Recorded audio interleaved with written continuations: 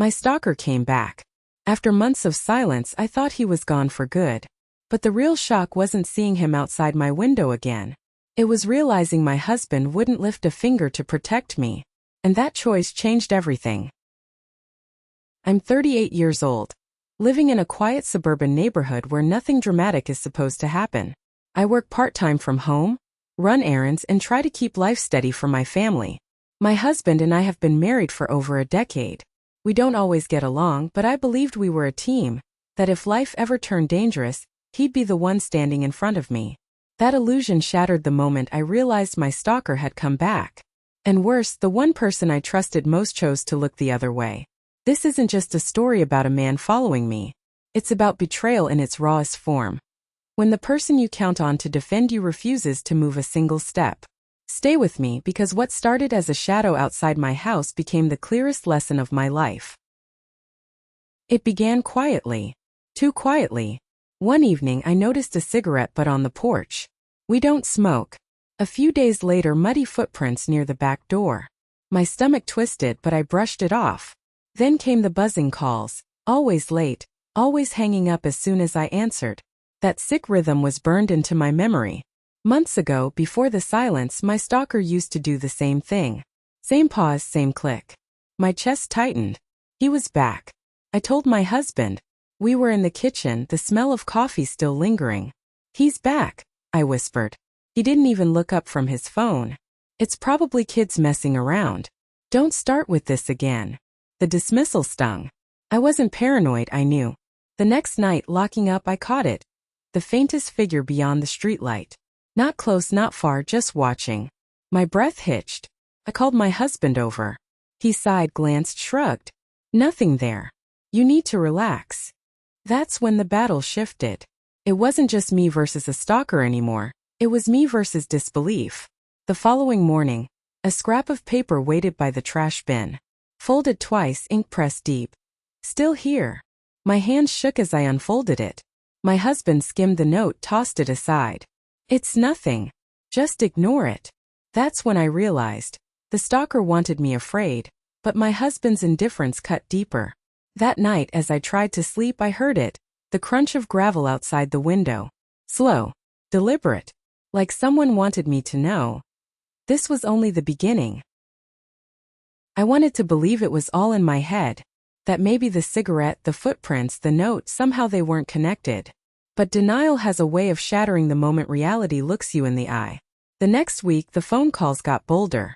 They didn't hang up right away anymore. I could hear the faint sound of breathing on the other end. Just enough to confirm what I already feared. This wasn't random. He wanted me to know he was out there. I brought it up to my husband again. We were folding laundry, the hum of the dryer filling the silence. He's calling me again, I said, my voice shaky. He barely looked up. You're obsessing. It's probably a wrong number. A wrong number that breathes into the phone? He rolled his eyes. You need therapy, not the police. Those words hit harder than I expected. Not just disbelief, mockery. That night, after he went to bed, I sat alone in the living room. The glow of the streetlight poured through the blinds. And then I saw it, headlights. A car idling across the street. Engine running. Too still. Too patient.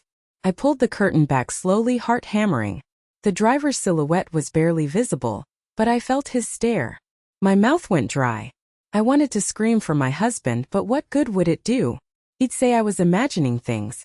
So instead I snapped a photo with my phone, hands trembling. The headlights flicked off. The car rolled away. The next morning I showed my husband the photo. Look, this is real. He was right outside. He barely glanced at the screen. It's a car on a street. You're reaching. I wanted to shake him, scream at him. Instead I just felt small. Like a child begging someone to believe in monsters under the bed. Except this monster was real. Would you have trusted your partner here, or dug deeper? Comment below, because I know what I did next. That night, the buzzing calls came again. This time I let it go to voicemail. When I played it back, my blood froze. No words, just heavy breathing, and then a laugh. A low, mocking laugh that made every hair on my arms stand up. I pressed my phone to my chest, unable to breathe.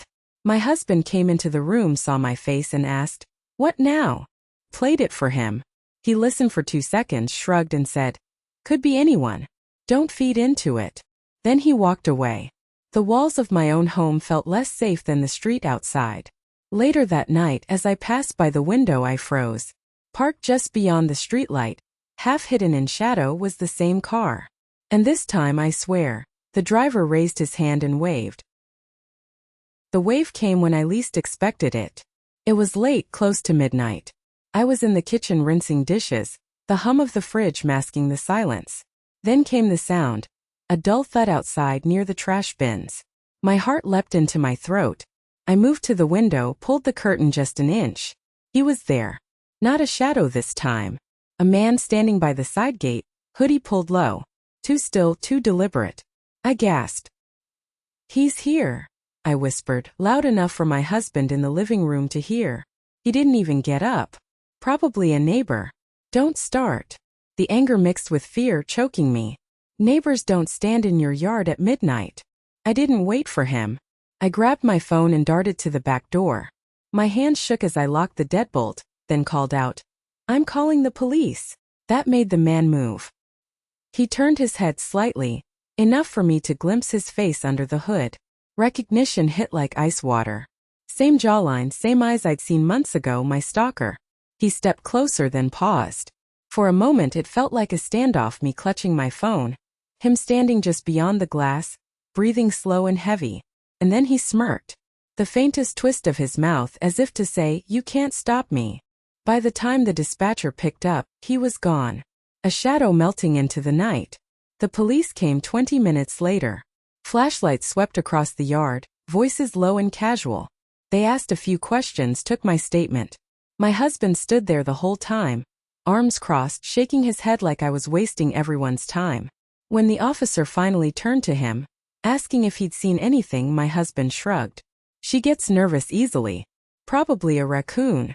I wanted to scream. Instead, I bit my tongue until it bled. They left with promises of extra patrols. My husband poured himself a drink. "You embarrassed us," he muttered. "Now the whole neighborhood thinks we're crazy." I stared at him, stunned. Embarrassed us? He was right there. He looked at me. But he was done listening. The conversation was closed in his mind, replaced with the sound of ice clinking in his glass. That night I couldn't sleep. Every creak of the house felt like footsteps. Every shadow in the hallway stretched too long. I clutched my phone in bed like a lifeline, waiting for the buzz of another call. At 2:13 a.m. it came. A voicemail notification. My hands trembled as I played it. This time he spoke. Just 3 words hissed between ragged breaths. "Nice house, darling." I sat upright, pulse racing. My husband groaned beside me. "Turn it off and go to sleep." My eyes darted to the window. Across the street, half hidden by the oak tree, the same car idled. The headlights flicked once like a signal. The next morning, I clung to the memory of the patrol car's flashing lights. For once I thought maybe things would change. Maybe now my husband would finally realize this wasn't paranoia. Maybe the police presence would scare the stalker off for good. For a few hours I almost believed it. I let myself breathe. I even managed to make breakfast without glancing out the window every 5 seconds. Then the doorbell rang. 2 officers stood on the porch, notepads in hand. "We just wanted to follow up," one said. "Did you see anything else last night?" I shook my head. My husband stepped in before I could say more. "Like I told you, it was probably nothing. She gets worked up easily." Heat rushed to my face. The officer gave me a polite nod, scribbled something, and assured me they'd keep an eye out. When the door closed, my husband turned on me. "You see? They think you're overreacting too. Stop dragging them into this." That tiny flicker of safety I'd held on to evaporated. But the real gut punch came later that day. I was taking the trash out when I noticed something stuck under the windshield wiper of my car. My chest tightened. It was another note. This time not just words. A photo. My house. My front window. Taken from the street. And scrawled across the bottom in thick, uneven letters. "She won't save you." My hand shook so badly I nearly dropped it. I ran inside, shoved the photo toward my husband. He was right outside. "He took this." He glanced at it, sighed, and tossed it onto the counter like junk mail. "It's probably some stupid prank. Don't give it attention." Prank. Someone was close enough to photograph our living room window, to write a message meant to paralyze me with fear. And my husband's response was to dismiss it? The air in the room felt heavy, suffocating. I realized the police had left me with nothing but a false sense of security. The stalker hadn't gone anywhere. He was escalating. And the man who vowed to protect me? He was acting like my silence mattered more than my safety. If your partner brushed off evidence like this, what would you do? Push harder or give up? That night I couldn't shake the image of that photo. I taped curtains tighter, double-checked the locks. Still, when the floorboards creaked, when the phone buzzed, I jumped like a child hearing monsters in the dark. Just after midnight, as I passed through the hallway, I saw it. A red dot dancing on the living room wall. My breath caught. For one terrifying second, I thought it was a laser sight. But when I rushed to the window, the car was back, headlights on, engine idling. And this time, the driver didn't wave. He stepped out. The sound of the car door slamming cut through the night like a gunshot. My body froze, my breath shallow. From behind the curtain I saw him. Hoodie up, head lowered but posture confident. He stood in the street for a long moment, just staring at the house. I whispered my husband's name. He barely stirred, muttering, "Go back to bed." But I couldn't. The man crossed the street slowly like he owned it. He walked right up to the edge of our lawn, paused under the glow of the porch light, and looked up at the window, my window. Even from behind the glass, I felt his gaze burn into me. My heart thundered. I grabbed my phone, but before I could dial, he lifted his hand and pressed something against our mailbox. Then, without a word, he turned and walked away. The car engine roared back to life, and just like that, he was gone again. I ran outside barefoot, adrenaline drowning out the cold. Inside the mailbox was a single envelope. No stamp, no address, just my name in blocky letters. I tore it open under the porch light. Inside was a Polaroid. Not of the house this time. Not of the street. It was of me. Taken through the kitchen window. My face half lit as I washed dishes. I stumbled back, bile rising in my throat. He wasn't just watching. He was close enough to see my every move. When I showed my husband, he groaned. "You're feeding him by reacting.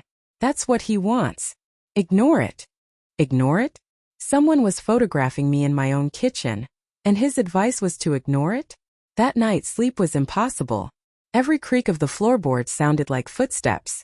Every shadow stretched too long. I kept replaying the thought. He was close enough to photograph me without me knowing. By morning, I knew I had to take matters into my own hands. I drove to a hardware store, bought 2 motion-activated cameras, and installed them myself while my husband scrolled on his phone inside. As I tested the feed, I whispered to myself, "If no one's going to protect me, I'll protect myself." Would you confront your partner for not helping? Or take it into your own hands like I did? Drop your thoughts in the comments. For 2 nights, nothing happened. The cameras recorded silence, only moths fluttering past the lens. I almost let myself believe the worst was over. Then on the 3rd night, the alert came. A ping on my phone. Motion detected at 1:46 a.m. I opened the feed and there he was, standing at the edge of the yard, staring directly into the lens. And then he raised his hand and covered it with a piece of tape. My phone screen went black. The next morning, I slammed the phone down in front of my husband. He disabled the camera. He taped it shut. Look. For the first time, he actually looked worried. His face tightened, his jaw set. He didn't shrug. He didn't laugh. He just nodded slowly. "All right," he said. "I'll handle it." The words hit me like sunlight breaking through a storm. After weeks of dismissal, I almost cried from relief. Maybe finally he understood. Maybe he realized this wasn't paranoia. This was danger. That whole day I moved differently. My shoulders loosened. I let myself breathe. He was going to take care of it. I'd been begging for weeks, and at last he stepped up. But hope has sharp edges. That night he told me he'd done some checking. He wouldn't say how, but insisted he knew the man would back off. "It's handled," he said firmly, placing his hand over mine. For the first time in weeks, I slept without clutching my phone. The illusion shattered the next morning. I woke early, sunlight spilling into the living room. My husband's laptop was open on the coffee table. Normally I'd never pry, but something made me pause. An open email window blinked on the screen. Curiosity overrode hesitation. It wasn't a work email. It was to my husband from himself. A forwarded voicemail recording. I pressed play. It was the laugh. That same low, mocking laugh I'd heard in the voicemails from my stalker. My hand shook as I scrolled. More voicemails timestamped over weeks. Missed calls. Even screenshots of the car parked outside. Evidence I thought didn't exist, he'd saved all of it. He knew. My stomach dropped. He'd known this entire time. He hadn't believed me, not because he didn't think it was real, but because he didn't want to admit he was too afraid to face it. When I confronted him, his face went pale. You weren't supposed to see that. What do you mean wasn't supposed to see it? You've been hiding this from me. I didn't want to make you panic. Panic? You let me think I was losing my mind. You let me believe no one was on my side. He rubbed his temples, muttering, I thought if I ignored it, he'd get bored. That's how these people work. My chest burned. Weeks of fear, isolation, sleepless nights. All while he sat on the proof, quietly cataloging it, doing nothing. Would you forgive someone for hiding the truth? Or is that betrayal as bad as the stalker himself? That night I lay awake staring at the ceiling. For the first time I realized I wasn't just afraid of the man outside. I was afraid of the man lying next to me. At 3 a.m. another ping. I grabbed my phone, heart pounding. The camera feed flickered on. This time the stalker wasn't at the edge of the yard. He was standing at the back door, holding up a set of keys. The morning after I saw him with the keys, I felt like my skin didn't fit right. Every sound, car doors slamming, footsteps on the sidewalk, made me flinch. I told my husband again. He has keys. He was at the back door. He looked at me like I'd said the sky was falling. You're imagining things. But this time there were witnesses. That afternoon, while I was unloading groceries, my neighbor stopped me at the curb. Rough night? She asked gently. I froze. Why? She hesitated, then said, I saw a man in your yard around 3. Hoodie, dark car. He was standing near your door. I almost called the cops. Relief flooded me. Someone else had seen him. Proof. I ran inside, told my husband. See? I'm not crazy. She saw him too. But instead of validation, he groaned. Great. Now the whole neighborhood thinks we're unstable. Later my mother called. Apparently my husband had already spoken to her. She said, you're exaggerating again. My mom sighed through the phone. That you've been stressed, imagining things. Are you sure this isn't just anxiety? My throat tightened. He'd gotten to her first. He'd painted me as the hysterical wife before I even had a chance to tell my side. That night my sister texted too. He told me you're paranoid again. You need rest. The walls were closing in, not just from the stalker, but from the man who should have been protecting me. I decided to pull the footage from the cameras myself. My hand shook as I scrolled through the recordings. At 3:07 a.m. the figure appeared. Hoodie, standing at the back door. He held something in his hand, gleaming faintly in the porch light. Keys. I replayed it, heart hammering. Proof. I rushed to show my husband. Look. You can't deny this. He glanced once, then said, could be anyone. Could be the mailman. The mailman doesn't come at 3 in the morning with keys to our house. His dismissal cut sharper than the stalker's threats. If your own family sided with your partner against you, would you still fight? Or just give up? That night I sat by the window clutching a baseball bat, my phone on the table beside me. Hours dragged on, silent except for the ticking clock. Then it came, the crunch of gravel outside. A shadow moved across the lawn. This time there was no hesitation. The figure walked straight up to the front steps, bold, deliberate. I held my breath, watching through the blinds. He bent down, slipped something under the doormat, and left as calmly as if he owned the place. When I lifted the mat, my stomach turned to ice. A single house key lay there. My house key.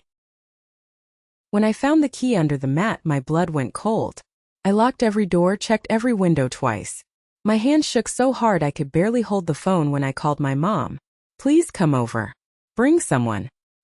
He's getting in the house. She hesitated, then sighed. I'll talk to your husband first. Maybe he can calm you down. Calm me down? My pulse hammered as I realized she didn't believe me either. But then my phone buzzed again. This time it was my neighbor. I saw the man again last night, she whispered. You need help. Do you want me to call a meeting with the HOA? People should know. Relief surged. Finally, someone was taking it seriously. Maybe, just maybe, the community would step in where my husband had failed. That evening, a small group gathered in the driveway, neighbors, my mom, even my sister. I laid out the evidence. The photo in the mailbox, the voicemails, the camera footage, the key under the mat. My voice shook, but I felt a flicker of hope. With enough eyes on this, surely someone would see the truth. And then my husband spoke. Calm, measured, the voice of reason. She's been under stress. The footage is blurry, could be anyone. The notes could be from kids. The key? Probably one she misplaced and forgot. My stomach dropped. He wasn't just dismissing me. He was discrediting me in front of everyone. My mom frowned. Honey, you do get worked up sometimes. My sister nodded. Maybe it's better if you take a break. Stay with us for a while. I wanted to scream, he's real, he's right outside. Instead, I felt my throat close, my voice shriveling under the weight of their doubt. Even my neighbor wavered. Well, I only saw a figure. Could have been anyone. That was the moment it hit me. I was truly alone. The man outside wanted me terrified, but my husband had delivered something worse. He'd turned everyone else against me. What would you do if your whole family sided with your partner while you faced danger alone? That night, I paced the living room, the silence heavier than ever. I wanted to believe someone, anyone, would help. That maybe the police, the neighbors, my own family could shield me. But the truth stared me in the face like the empty windows. No one was coming. At 2:41 a.m. the camera pinged. I opened the feed with shaking hands. This time there was no hood, no shadow. The stalker looked straight into the lens, face bare, and said my name out loud. Hearing my own name whispered through that camera feed nearly split me in half. My stomach turned to stone, my body frozen, but my mind screamed one thing. He's not just playing anymore. He's coming inside. The feed flickered as he moved closer to the back door. Keys jingled in his hand, my keys. He tried one. The lock rattled. My breath caught. I shook my husband awake. He's here. He's trying to get in. He rolled over, groggy, irritated. It's the middle of the night. Stop this. The sound of metal scraping against the lock filled the hallway. My whole body shook.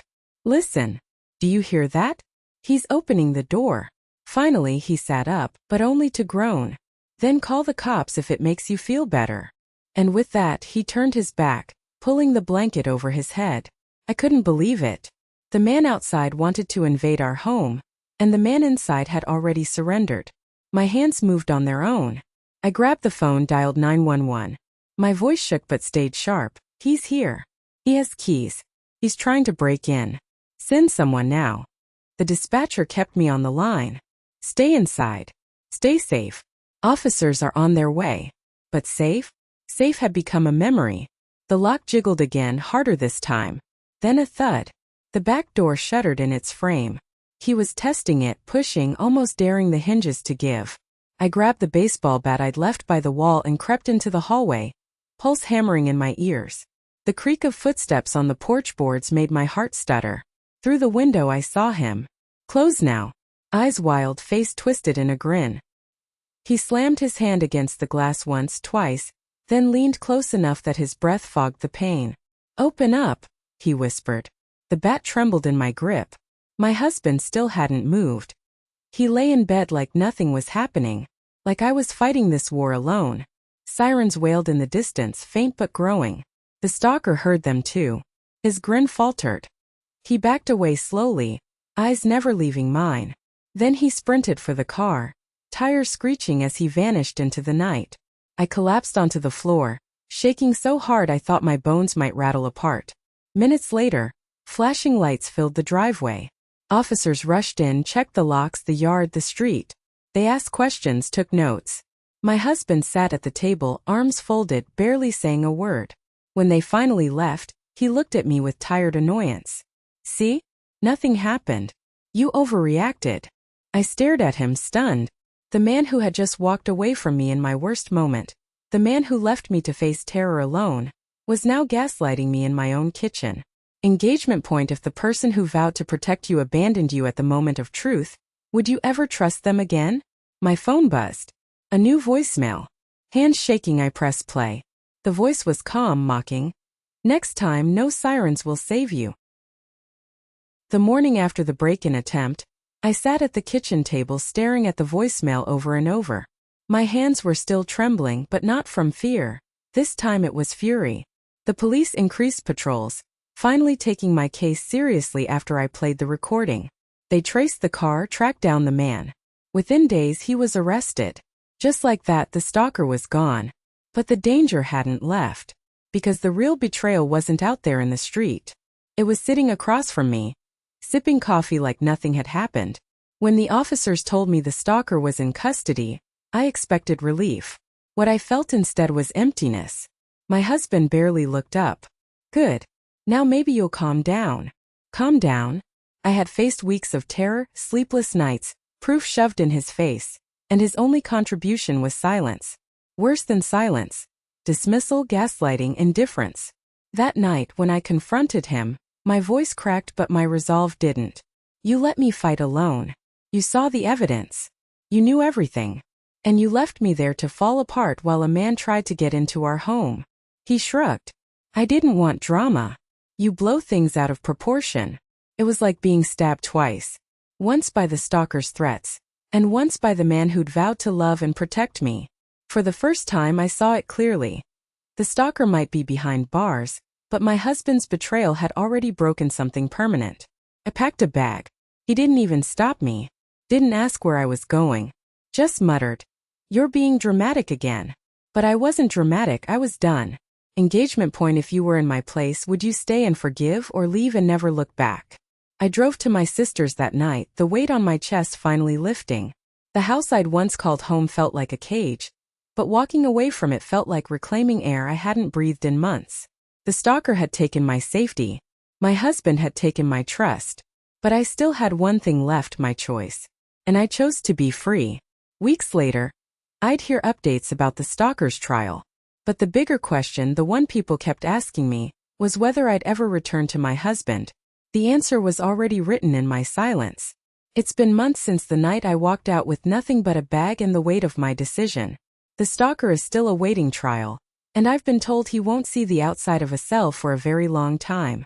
People assume that should make me feel safe again. But safety isn't about locks on a door or police patrols circling the street.